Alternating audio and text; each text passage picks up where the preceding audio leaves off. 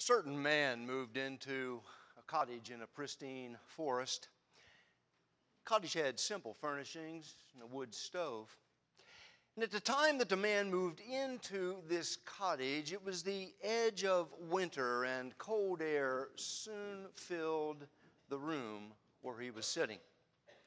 The man decided to go to the back of this structure and pull off a couple clapboards and put them into the wood stove to burn, taking the chill of the evening air out of the room.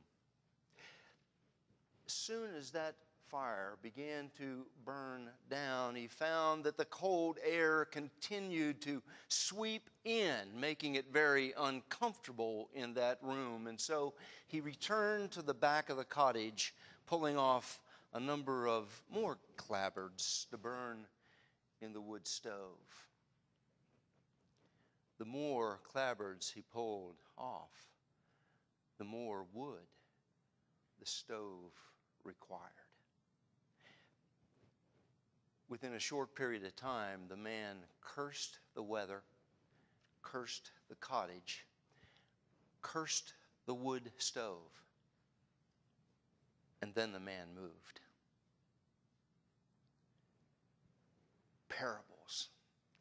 That's what we're going to talk about this morning. Parables, those pithy little stories that teach exacting truths, deep morals for our lives. Jesus used parables to teach his disciples and followers. In fact, parables were used by all teachers in that day and age. It wasn't unusual just for Jesus to use them.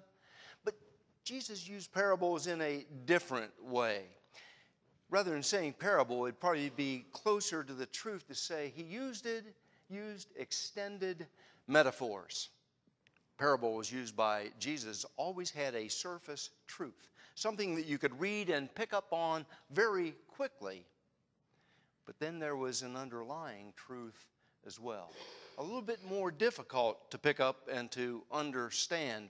Jesus told the disciples that there were many who would never understand his teachings, but the disciples, they were gifted to understand his teaching.